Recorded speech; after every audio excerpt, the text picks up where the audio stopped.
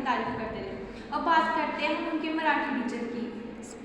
हाँ, सोमलगेकर उनके मराठी अध्यापक का नाम था। सोमलगेकर जो है वो मराठी भाषा के अध्यापक थे, लेकिन उसके साथ जो है उन्हें गाने कविता बहुत ज़्यादा अच्छे से आते थे। उन्हें पता होता था कि छंद कहाँ पे प्रयोग करना है, अलंकार कहाँ पे प्रयोग करने हैं, लय कहाँ पे प्रयोग करने हैं, ताकि कविता में जो है वो सुंदरता और आए।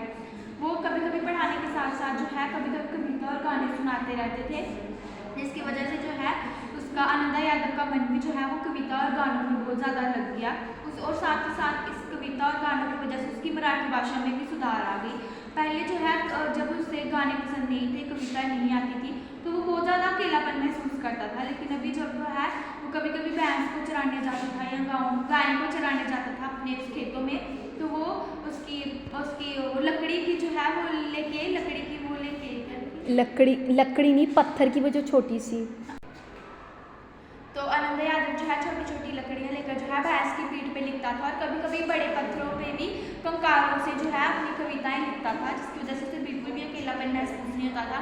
और कभी कभी वो जो है रविवार को कविता लिखता था, और वो सोमवार को जो है वो अपनी कविताएं दिखाने जाता था। और कभी कभी उससे तो इंतज़ार भी नहीं होता था, तो वो रविवार को ही अपने मराठी उसके पास चले जाता था, अध्यापक के पास चले जाता था, ताकि जो उसके अलंकार या छंद रह गई है वो उनका प्रयोग जो है उसके मराठी टीचर जो है उसका प्रयोग करें, उसकी कविता को और सुंदर बनाए, उसकी जितनी भी गलतियां हैं कविता में उसको सुधार सके। और इसी प्रकार जो है उसे अपनी मराठी भाषा से बहुत ज़्यादा लगाव हो गया, कविताओं से बहुत ज़्यादा लगाव हो गया, और वो कभी भी अकेलापन महसूस नहीं करता था। जब उसे कविताएं नहीं आती थी वो बहुत ज़्यादा अकेलापन महसूस करता था, लेकिन अभी कविता मानो जैसे उसकी दोस्त बन गई थी, मित्र बन गई थी, उसे हर काम करने में मज़ा आता था, क्योंकि वो उस हर काम में जो है अपनी कविताएं गुनगुनाता रहता था। और आज सोमलगेकर की वजह से ही जो है वो एक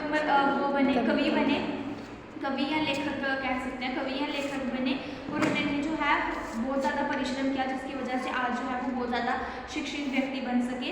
और इसमें एक बात ये फिर से छूट गई थी कि वो दत्ताजी राव ने उसकी सहायता इसलिए की थी क्योंकि दत्ताजी राव को पता था कि पढ़ाई का महत्व कितना ज़्यादा होता है। जो एक पढ़ा लिखा व्यक्ति होता है, मतलब आगे चल के जो है वर्तमान युग में एक पढ़ा लिखा व्यक्ति ही जो है वो अपने कर्तव्य को निभा सकता है, दुनिया के जो कर्तव्य है वो निभा सकता है, इसलिए उन्होंने मदद की थी।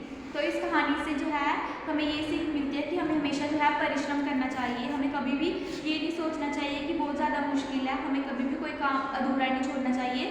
जिस प्रकार जो है आनंद यादव ने परिश्रम किया, मेहनत की, उस प्रकार हमें भी जो है हमेशा मेहनत करनी चाहिए, जब तक कि हमारा काम जो है वो सफल नहीं हो जाता।